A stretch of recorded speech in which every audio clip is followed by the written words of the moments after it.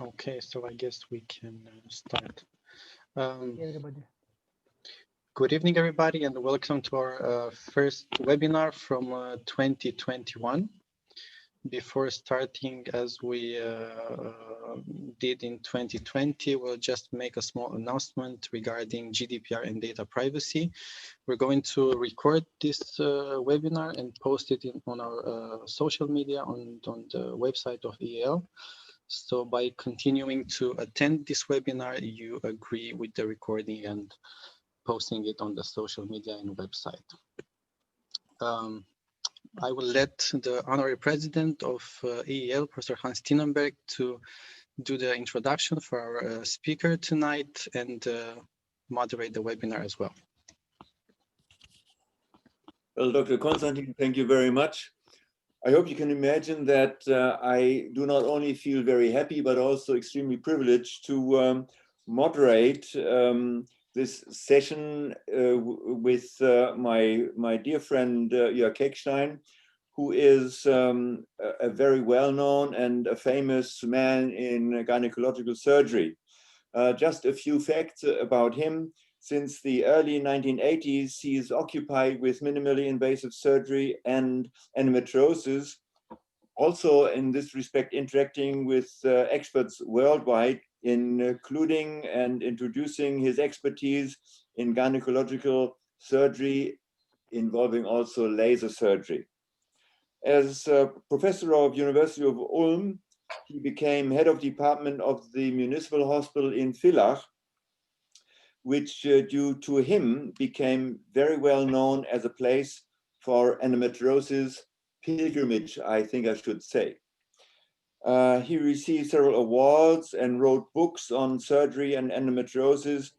And now, having retired from his position as chief gynecologist, he offers his expertise together with his charming wife, Sigrid, to everybody who wants to come to southern Austria. And he is also a very active member of the EEL board, and as such has offered to explain the new #Ancien classification to me this evening. I wonder why he needs 60 minutes for explaining this classification, but this is what I'm really fascinated to hear. And please, I may open the floor to Jörg Keckstein. Thank you very much, Hans. A very nice introduction. And it's a great pleasure to make this presentation today with you together. And I'm happy to be part of the EEL. And also now we have the possibility that we can present the new classification, the #Ancien classification. And why it takes such a long time to present it, I will show in a few minutes. The problem is with when we, I have to look, that's 1 second. What is of interest when we treat or we make diagnosis of endometriosis? We want to know something about the extent, the activity, the dynamic of the disease, symptoms, prognosis, and the treatment. First of all, when we talk about endometriosis, we want to talk about the extent. Where is endometriosis? How severe is the disease? And let's go back. In 1979, the AFS created a new classification which was revised twice, and now it's called the rASRM classification, and which is used until now. You have to imagine, from 79 until now, the very same classification. And this has some problems. It was designed to evaluate the function of the reproductive organs, in fact.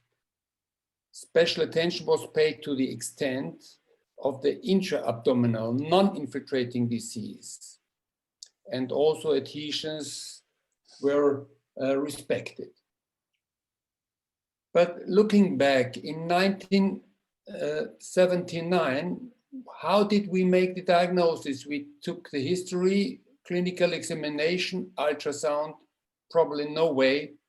And then we had surgery, open or laparoscopy. And you see, this is a picture, this is myself in '85. That's the way how we did laparoscopy. This is the way how we made the diagnosis of endometriosis. And if we wanted to have an ultrasound, we had machines like these. And this was a time when this classification was created.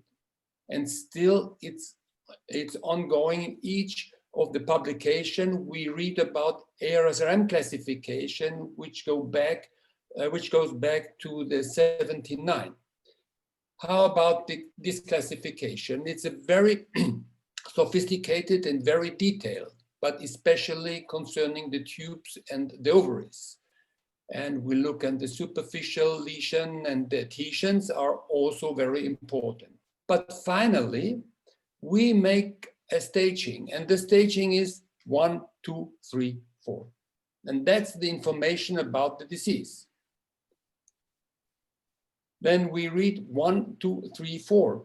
What does it mean? Where's the endometriosis? It doesn't say anything. It's just a number. Now, the hashtag enzyme classification, you would say, oh God, terrible. I never can do that. I will come back later, but you will understand that now when we talk about endometriosis, we want to give information for everyone. If you see this patient with deep endometriosis, you see adhesions, but behind the adhesion, you see the deep lesion here on the rectosigmoid here. This is mucosa and the adenomyosis from the uterus.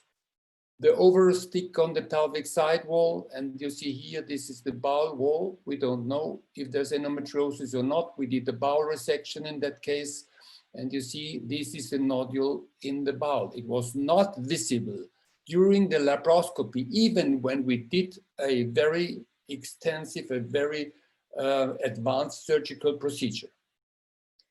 A patient with superficial lesion there, ovarian endometriosis, adhesions there. How do you stage it? With rASRM, maybe stage 3, but it doesn't say anything where the endometriosis is located. And finally, when we went on with the surgery, we put a probe into the rectum, and suddenly we realized there is a big nodule in the rectum. We have seen it before with ultrasound, but if you don't do an ultrasound, you will miss this lesion. So this is the problem of deep lesions in endometriosis.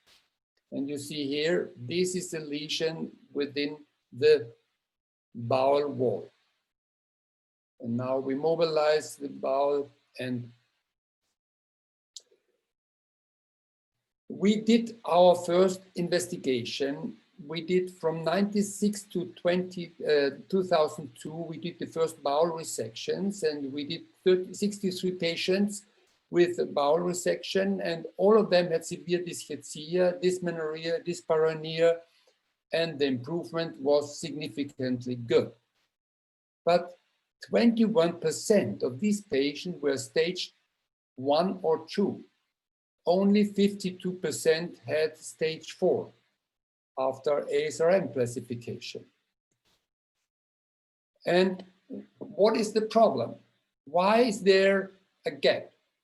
Because the method is not used properly, or it's the wrong examination how to make the diagnosis, or the findings are incomplete. And we thought there's no correlation between the symptoms and endometriosis, but this is wrong. There was no correlation because the classification system was not correct, or is not correct. In this case, we did the bowel resection. You hardly can identify the lesion. Where is the endometriosis there? You cannot see it from outside. Impossible. We did just a segmental resection, but in fact, when you then open the bowel, you see a very, very big lesion in the muscularis, which we have seen preoperatively by ultrasound. And this is the main problem. And this is the ultrasound finding. And you see here, this is the longitudinal section of the bowel with the hypodense area in the muscularis. And this is absolutely clear that this is a deep endometriosis in the rectosigmoid. So why should we make a different classification? And we want to compare the symptoms and the extent of the disease. We want to compare the different therapeutic options. We analyze the complication rate preoperatively, intraoperatively, and postoperatively. There have been many attempts to make classifications, and we started in 2002, but also very well-known specialists and scientists published papers on endometriosis. Recently also Shahin, he made a very interesting classification system for the surgical approach, a kind of mapping. So what is the ancient classification? Let's go in detail. We started in 2002, and you see this were the group we started, and there were well-known people. Professor Tinneberg, Professor Possover were part of this group at this time. And we created this classification. What was the idea of the classification? We divide this, the pelvis in 3 dimensions. The A compartment is the lesion in the septum rectovaginale and the vagina. The B compartment, lateral, cardinal ligament, uterosacral ligament. Small lesion, bigger one, and the very big lesions. And then the C compartment is going backwards into the rectum or rectosigmoid. So this is A, B, C. A, B, C. Very simple, 3 dimensions. And according to the size of the lesions, up to 1 centimeters, A1, 1 to 3 centimeters, A2, and more than 3 centimeters, A3.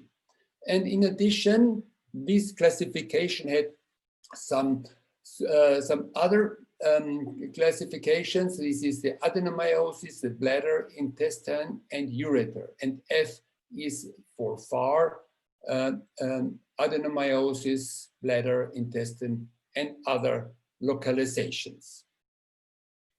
Here we remove part of the vagina. You see this is the vaginal wall which is opened, and there is a lesion there which is removed by laparoscopy, and you can classify it's in the vagina. So what is it? It's a A2 lesion, vagina A2, more than 1 centimeter. Another patient did seem to be no endometriosis, scarring tissue there.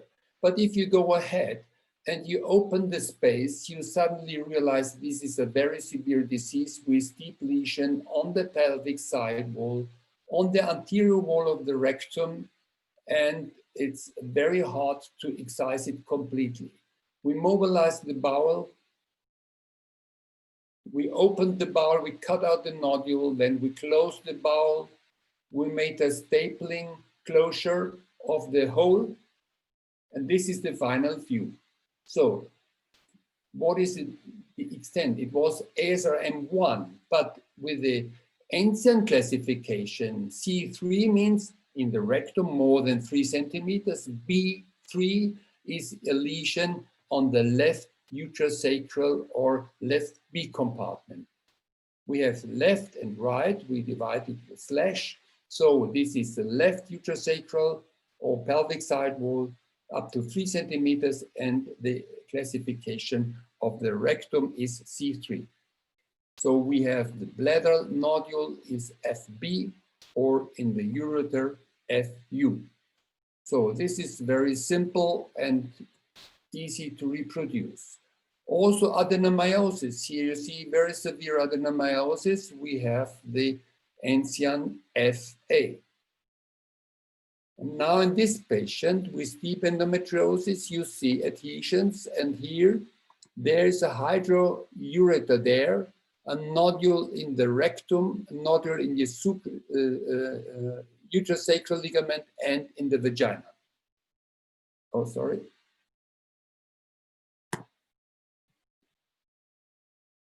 And now you see it's A3, B3 for ligament, C for the bowel, and FU for the ureter. Now, the next step is now, and this is different to all other classification systems. You can use it also with ultrasound. You see here the typical lesion in the rectosigmoid, more than 3 centimeters. So what is it? It's a Enzian C3 lesion. So without any surgery. And this is very important for all people who want to operate. They know the lesion in advance, or the Enzian classification for the adenomyosis. And beside that, you can also use that for MRI. In that case, you see here the uterosacral ligament is B1 on the left side, right side, no. Then the lesion in the rectosigmoid, it's a C3, and here the adenomyosis is FA. So finally, B10, C3, FA. Then you know exactly where is the disease and how big is it. Why should we use this? And also there has been now some investigation who could demonstrate there is a very high accuracy using the MRI, the Enzian classification with MRI. This is done by the group of Di Paola and also by the group in Zurich by Laurin Burla. They could demonstrate that the MRI can be also very useful with the Enzian classification. A very recent paper done by the group in Paris by Isabelle Thomasin, they created another classification system, and they used also the Enzian classification. They thought that the Enzian classification does not respect enough the lesions on the pelvic side wall, which which can be seen by the MRI. And they made a very similar classification to the Enzian classification. But you see also the Enzian classification has a clear correlation to the symptoms. So what did up to now the data show? It's easy to use if you get one. The lesions are well documented, better than with the rASRM. There's a correlation with the ultrasound findings. There is a correlation with symptoms, and there's a correlation with complication rate, and I will show you now why. Gernot Hudelist with his group showed this. He looked at the Enzian classification in a very severe patients, and he classified after rASRM or with Enzian, and he found a very good correlation between the compartments and the number of compartments and the intensity of symptoms and problems, in contrast to the rASRM classification. This is a very important paper. We also can estimate the operative time using the classification, which has been shown several years ago, when you know that with the C3 lesion or C2 lesion, you will have much longer operation than only with an A1 or a B1 lesion. This is important also for the planning of operation. And going further, for the complication, we have now very interesting papers from Horace. Horace, he's a very active, perfect surgeon, and he does his workup with all these data very precisely, and looked after the complication rate with nodules, smaller one and bigger than 3 centimeters, according to the C lesions. And if you take this C Enzian classification, you can see there's a correlation with the operative time, and it's also a very significant correlation with the complication rate. And this is very important when you consult the patient and when you are planning the surgical intervention. The same has been shown by the group of Michel Müller, according after deep endometriosis surgery and the pathologic bladder function, and he could demonstrate with a B3 lesion, is very high risk of having bladder dysfunction problems. And this is also done by the same group in Paris. They did a calculation They give points, and there is the age of the patient, the ancient risk group, and if there's a previous surgery has been done or not. And if you go to the age, for example, a patient with 34 years, and total points are now added, and you see here, you calculated previous surgery, yes, this is 70 points. And the risk group of ancient classification, this is 100 points. And then you get a risk calculation of a complication. And this is very interesting in the future when we compare our data with this classification system. For that reason, now all these recent papers from the World Endometriosis Society and other consensus papers, they said the rASRM classification is not usable for deep endometriosis, and we should use also the ancient classification or similar classification to this. Now we have 3 classification systems: rASRM, ancient in addition, and the EFI, which is very special for the infertility, which does not classify only the endometriosis, it classifies also tubal function and so on. And now the recent paper was done by Jeroen Metzemaker and Frank William Janssen. This is a very interesting paper, and we did it together with our group. And they looked how is the classification done when you use paper or when you use a computer program. And this is the online program Ecusum, which is very easy to use. And they could demonstrate that using the rASRM classification with 20 experts, it were endometriosis experts, nobody could do the classification right with paper. Unbelievable. It was all did it wrong. And with the ancient classification in paper and Ecusum, the computer program was the best.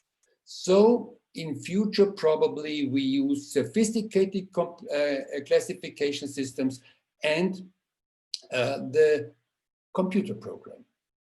And now we have the situation at the moment is we're high sophisticated surgical procedures. We have high-end ultrasound MRI. We have classification systems for ultrasound, for MRI. What should we do now in the future? And this is now the hashtag ancient classification. I come back. What is it? This was done by many specialists, very well-known specialists in whole Europe. Also Australia, George Kondos is part of this group. But you see, this is a real European group, Exacustos, Grenton, Malzoni, Roman, Müller, and so on. They are all people all over Europe, and we thought about a new classification. And what is the idea? We make a unique classification. We take the deep endometriosis classification ancient, and we add peritoneum and ovary and adhesions. So this is already in the ancient classification, vagina, uterosacral, and we use peritoneum, ovary and adhesions. So peritoneum is P. P1, the sum of all lesions is less than 3 centimeters in diameter, between 3 and 7 and more than 7. So then you classify P. The ovary is also easy to use for ultrasound, MRI, and surgery, and we use a diameter 3 centimeters, all lesions together in one ovary. We make here classify it separately on both sides, and you see O2 is 3 to 7 centimeters, and O3 is up to 7 centimeters for left and right. And if you cannot see it, you can make an X for unknown or not visible. So this is PO, peritoneum, ovary. Peritoneum cannot be seen by ultrasound, but ovary, yes. Like here, you see the ultrasound picture and the picture in the laparoscopy. Of course, in the ovary you use also Yotta criteria if there are any doubts if this is endometriosis or not. So the next step is to classify adhesions, which is important also for fertility and the complication rate during surgical procedure. We look at adhesions from the pelvic side wall or to the uterus or the complete pelvic depth of the pelvis to the bowel. T1 pelvic side wall, T2 pelvic side wall uterus, T3 pelvic side wall uterus bowel. And we classified left and right separately. And this can be done also with ultrasound. And in addition, we can do the patency test of the tube, and we make a plus or minus if the tube is not patent or patent. In that case, we use the idea criteria, and here the soft markers, and you can see the ovary which sticks to the uterus. Here, these adhesions are very well seen during the ultrasound, dynamic ultrasound sliding test.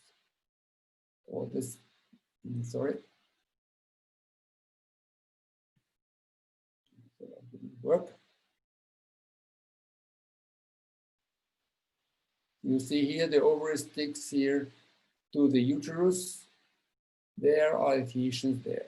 So you can use also the ultrasound to classify this with the T compartment. We use the EEL group proposals. And in addition, with our group, with Katharina and George and Gernot, and also Mario Malzoni and Alessandra, we tried to also classify the B compartment, the uterosacral ligament, and this is how we classify. We use a probe in an oblique position, 20 to 90% lateral, because in the middle, this is the bowel, this is the A and C compartment. But you can see here, this is the bowel there, visible. Cross section. This is a small nodule in the bowel here.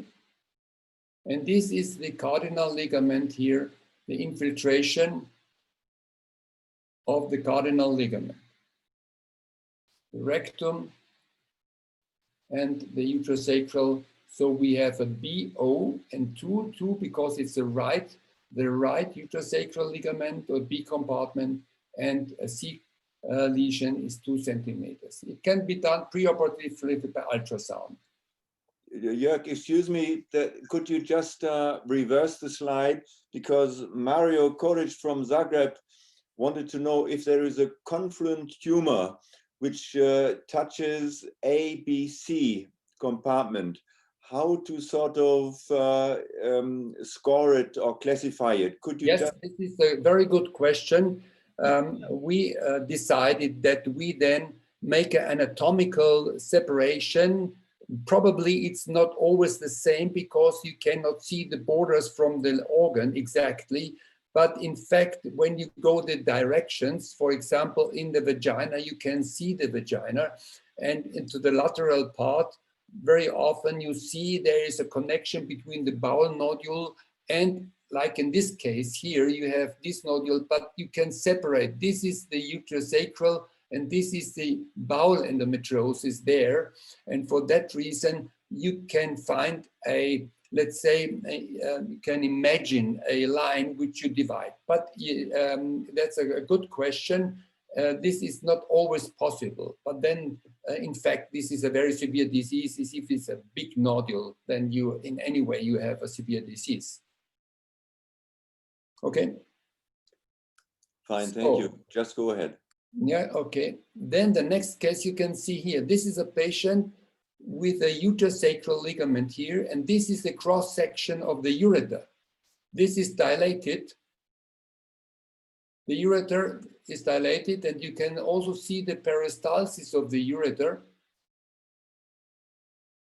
It's an obliteration of the ureter, and this is the sagittal longitudinal picture of the ureter there.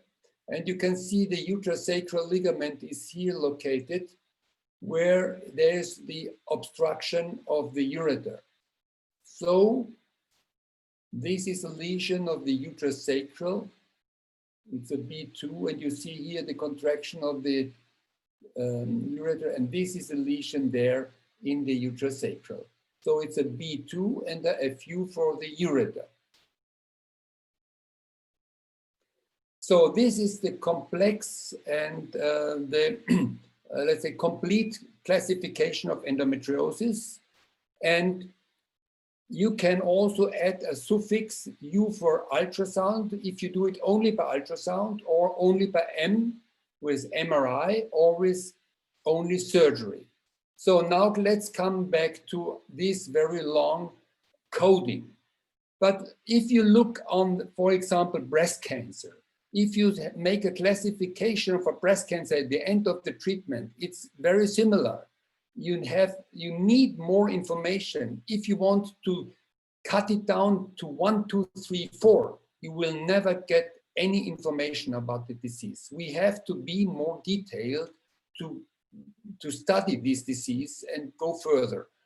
So now you see here, S means surgical, peritoneal lesion, some less than 3 centimeters is P1. Left ovary, less than 3 centimeters, 1, no pathology on the right ovary. Left adnexa, tube not patent, minus.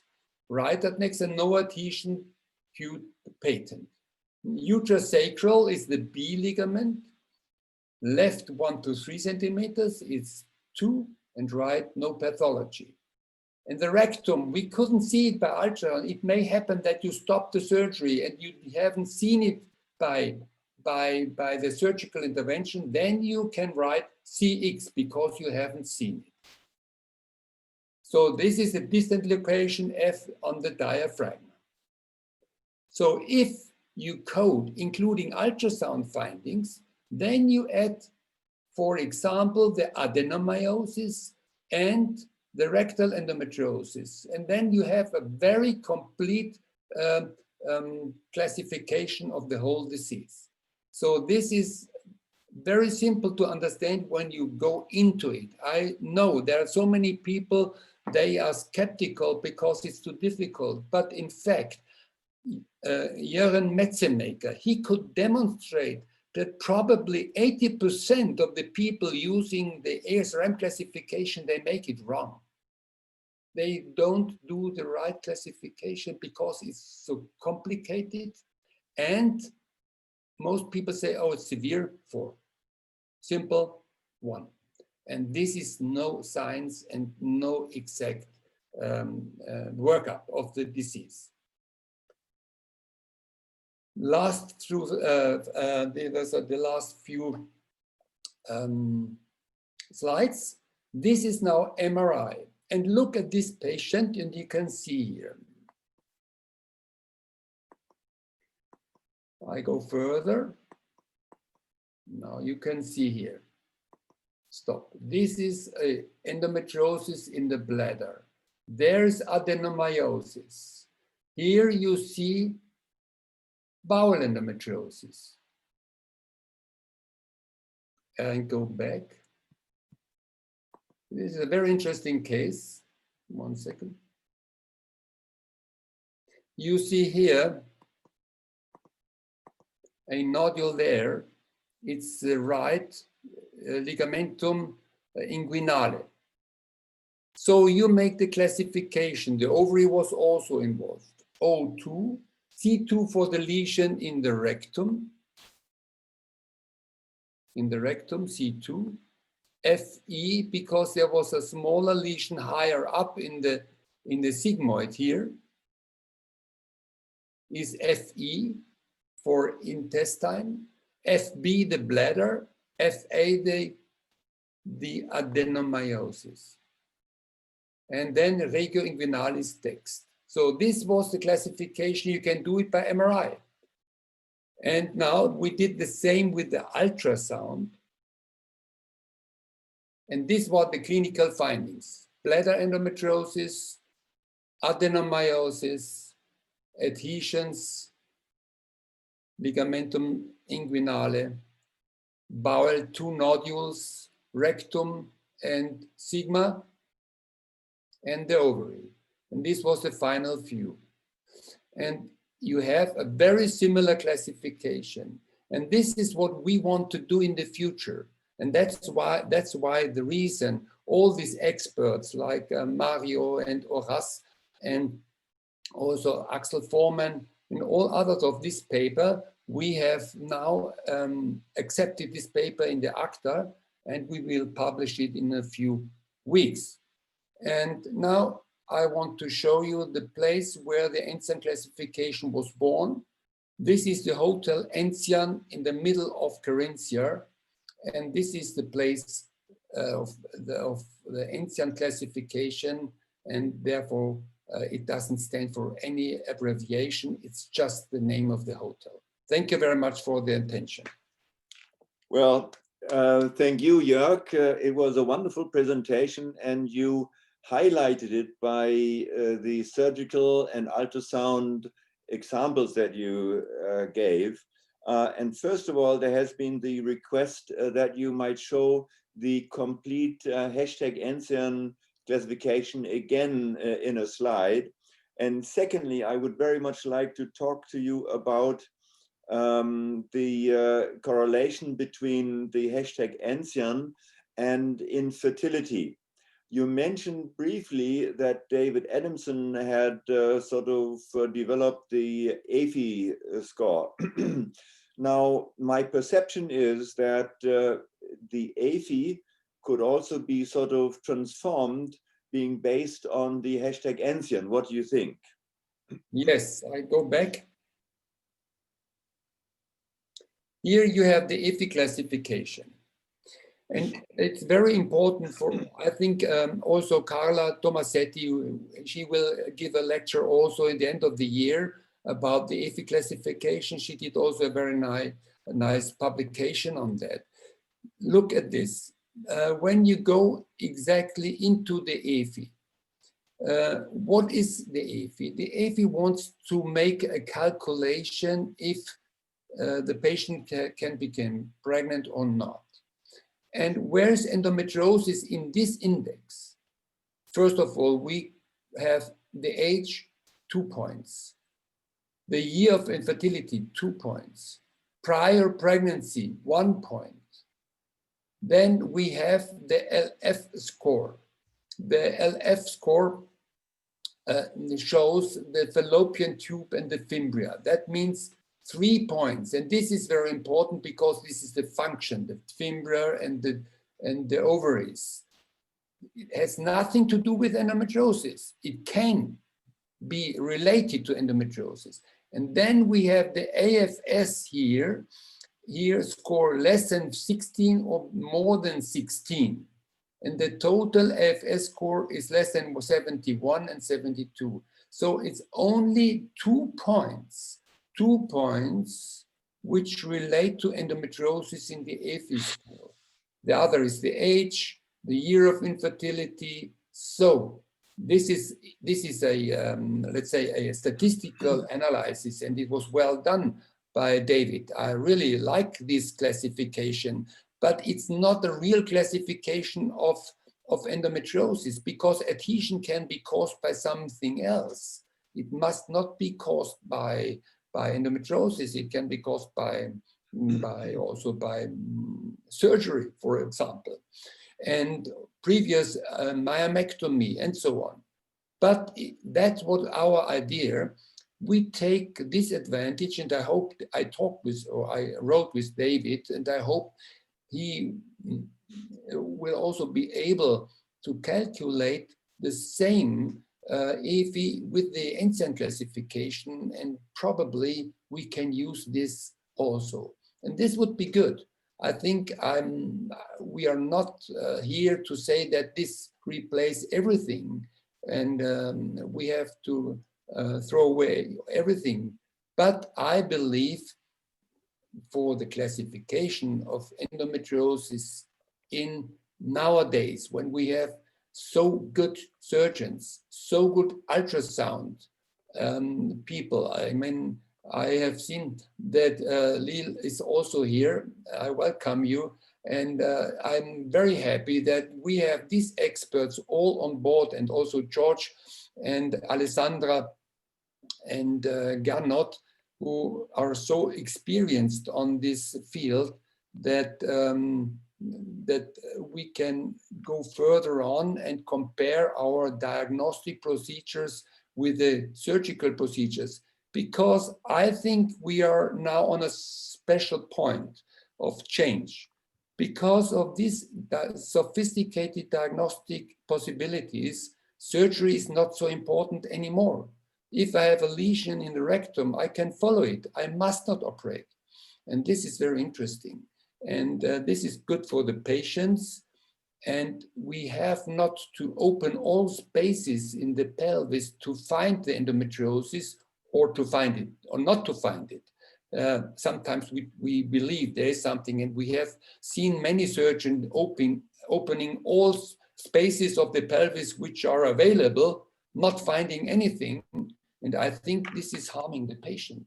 And for that reason, the preoperative diagnostic like MRI also, Professor Thomasin has done a very well work on that. And I believe in the future, we have to come closer together, radiologists, sonographers, and surgeons. And for that reason, we need this language. This language is so important, and I encourage all of you to use it. Just try to use it. I'm sure new things are always very strange, and it's like a foreigner coming in your country, and you have to open your mind. Well, thank you very much. These are very important points, Jörg. But could we just study some other aspects? And one is, you compared the Enzian classification with tumor or cancer staging classifications. So how about forming a prognosis with respect to the Enzian classification? Prognosis? Yeah, well, first of all, there is, and this is also one question from the chat, depending on the Enzian score, can you judge whether a surgery for an infertility patient would be recommended or not? And secondly, of course, there's always the question of recurrence, depending on the score within the Enzian classification. Mm-hmm. Yes, several questions, but I start. The prognosis depends on the activity. That, of course, we should include also histology, and we also have to include the age of the patient. This is very important. That has done Adamson. The age of the patient and the previous history. This is very difficult. This is, I believe, these classification systems are systems in progress. But since we kept on going, and still you look in all these papers, I can tell you immediately 10 papers where they still classify after rASRM. You cannot compare. This is not science. You cannot compare this. It's impossible. It's impossible. The data are not right. They are wrong. So we have, first of all, look in detail, and probably then we find out, let's say, in a special compartment. In the C compartment is more important than the A compartment. Probably in 5 or 10 years, we have to add something in the C. Maybe if the C and the B compartment stick together, we have to calculate this. But this is something which we have to do with also with the ultrasound imagination, because I follow more than 100 patients without any surgery with deep lesions in the bowel, and I didn't see any growth. And this is important for the patient when they come to the, for example, to you the first time, and you see, oh, you have a 4 centimeter nodule in the rectum, and you have to be operated immediately. This is wrong. I mean, this is absolutely wrong. If there are no symptoms, you can wait. You can look at this nodule. It probably stays the whole life for the patient the same. And this is very important when we name the lesions, let's say by classification, by measuring, by numbers. Then the patient knows, okay, this is the size and this is the classified disease. And for that reason, I understand your question, but we are at the very beginning, because we are now starting to look closer to the disease because we know more about it. And I want to stress on it because probably myself, not knowing it. I mean, we started with Gernot Hudelist, now it's 15 years ago when we started by chance. I saw the nodule in the rectum and I thought, oh, this in ultrasound, this must be the nodule. It is now 18 years ago when I saw it the first time. And now with all these new machines and the good sonographers, in the future, we will get much more information. But we have to collect the data and we have to compare the data, but we can only do it with a unique language. Well, thank you very much. I absolutely agree with you that it is sort of an ongoing process. And perhaps you can comment, to my mind, the ENSIAN classification at the moment is the most comprehensive classification for endometriosis. I mean, you just compared with the revised rASRM score, but as you also pointed out, there are other scores. So when comparing also with the other scores of classification, would you still think that the ENSIAN covers the maximum details concerning endometriosis? Yes, I'm convinced because we were thinking about it, and I think also to Katharina and Alessandra, and that we went on and we thought it's not only a surgical classification, and we are open now for the diagnostic procedures, and the other classification, they only are surgical classifications. And as I said before, I'm not, when I started doing surgery and I was so enthusiastic and I had to do everything, but probably we can do less knowing the nodule where it is, and we can leave it and we can follow it by ultrasound or MRI.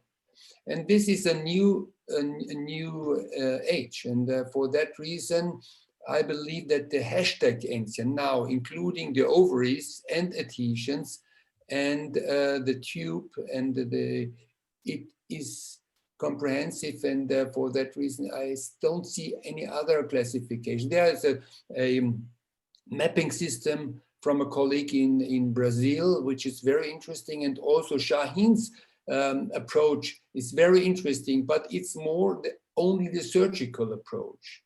But it's very similar. It's a classification of numbers and very detailed classification. And on the other hand, it's also important to understand the A, B, C, so the 3 dimensions in the pelvis. Surgery is a 3-dimension problem, and also ultrasound. People who have no understanding for 3 dimensions cannot do ultrasound. And the same for surgeons. And this is my experience. People who are very good surgeons and those the 3 dimensions within the pelvis, they are good, also good sonographers. But for example, when I saw Katharina, she doesn't operate, but she is so good in knowing the 3 dimensions. This is very good. And I think we can learn from each other. Perhaps we should encourage Katharina to start on surgery since she is so good. But Jörg, one perhaps final question. Too late. It's too late. Sorry. Thank you for this, but in the next life, I have you and you make the surgery for me, and this is good enough. Thank you. Well, thank you for sort of joining in, Katharina. I would very much like to ask Jörg, when comparing the ENSIAN classification also with tumor classification, looking at breast cancer, you mentioned this example. We also do have certain additions concerning hormone receptors. So Yes. what would you think when looking into other aspects of the disease? Would you think that it makes sense to add some pathological findings like proliferation markers like KI67? Or does it make sense to have the pain score to be added? I mean, we have discussed this on and off, but just to conclude this today's very interesting session, what is your feeling? Yes, this is a wish. And when I look back, when I started working with endometriosis, it's now 40 years ago when I started, when my senior said to me, you have to work on endometriosis. And I said, with the red points, what should I do with that? And I didn't understand at all the disease. And we are still looking for more detailed about the behavior and the characteristic of the disease. And unfortunately, there is nothing which we can put into a staging system. But the histology and the clinical findings and the ultrasound findings have shown that they correlate significantly. So for that reason, the classification makes sense. Pain, for example, is very subjective. And this is very difficult to put it in a classification system where I measure the length or the dimension and the area. This is probably, we should have then a biologic another classification which is added, but we should not combine this, probably.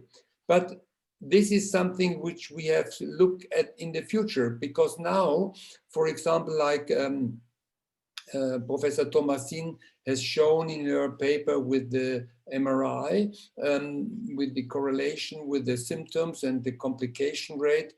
And when we go on now with a more detailed classification, we find out probably other markers which are important. But at the point we should start with that here, because this is what we can measure and we can see and we can make a documentation very easily. Well, thank you very much. There's one more question, which is probably very simple to answer, by Martin Sillem. He is asking, what is the advantage of calling it a classification rather than a staging system? With a classification, you try to classify each lesion. The stage means the severity of a disease. And this is, for example, with the rASRM classification. And I will tell you a very interesting story. I had to review a very good paper in a very good journal.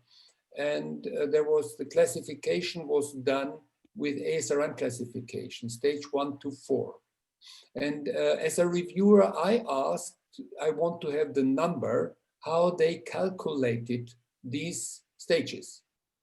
And the author couldn't give me the numbers because they didn't have it. And this is not bad, because this is the normal daily life in many hospitals. They do not calculate and they don't add the points.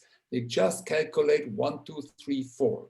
And this is a rough estimation of a disease, but doesn't see anything about the characteristic of the disease.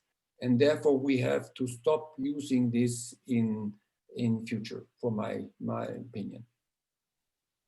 Well, I think so too. And my own experience is that in most hospitals, the revised rASRM score is more a guessing.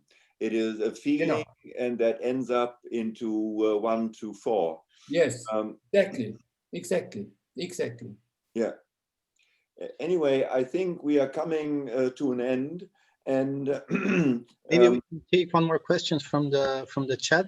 One of our previous speakers, Dr. Ertan Saridogan, is asking, should we consider bringing the size of distant lesions into #NCIAN? Okay. Yes. The problem is, this is a good question, Ertan. I think we thought about this, and this can be done easily in the future. But the problem is how to measure this size, for example, the bladder or the nodule on the sigmoid can be added easily.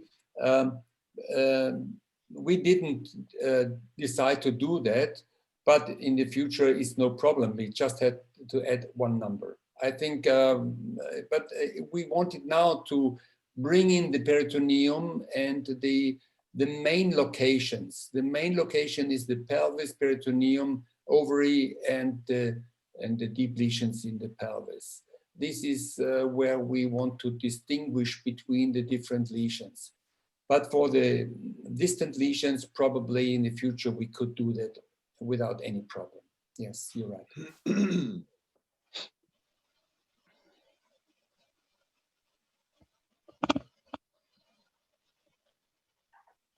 I mean, also Ertan, I want to say that Ertan was very, very active with doing this paper, and I'm very grateful to him.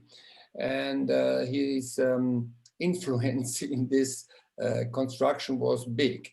And for that reason, thank you, Ertan, that we have succeeded now to publish this new classification, and hope that also in England they will start and will try it. I mean, 20 years ago, some of your English colleagues were in my place, and we showed them the NCIAN classification. But I see this is something which we have to discuss with sonographers and with radiologists, that we look at the disease not only from one point of view. This is very important for me.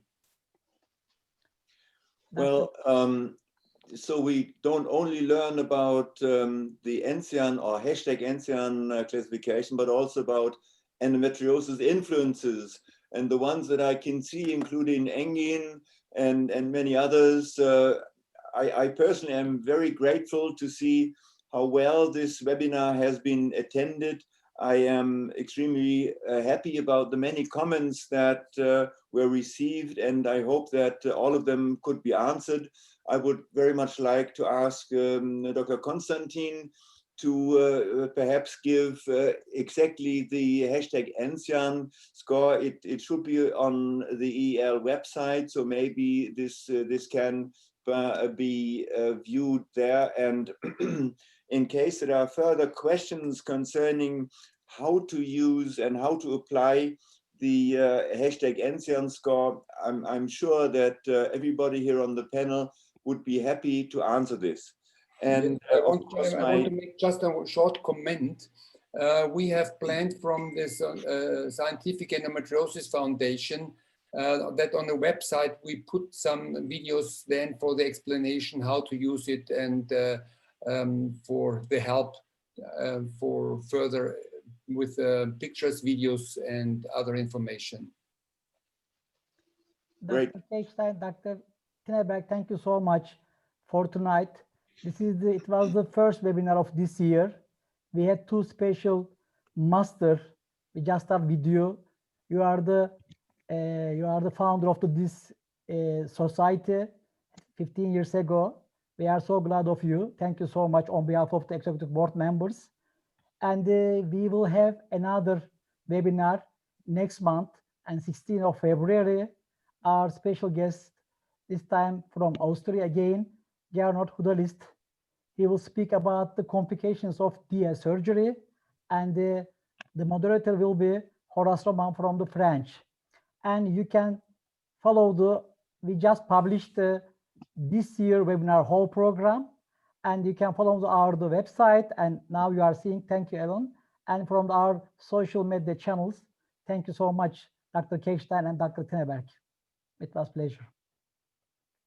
My pleasure too. Wishing you all the best. Stay healthy, no corona infection, and please enjoy 2021. Thank you. Before Thank you closing very the much. webinar, we have just one more thing, like Steve Jobs would say. For 2021, we prepared a new project, and I'm very excited to invite you next week on the 26th, same hour, 7 p.m. It's called EEL Cases Under Discussions, and we would be more than happy to have you there and discuss interesting cases with international experts. This is very important, and thank you for remembering us, because it's for the core team, for the young people, and we will start as a moderator of the Dr. Krantal, and it will start this month, and please be there and promote it, this very good expert meeting. Thank you, Alan. Good evening. Good night. Bye. Very much.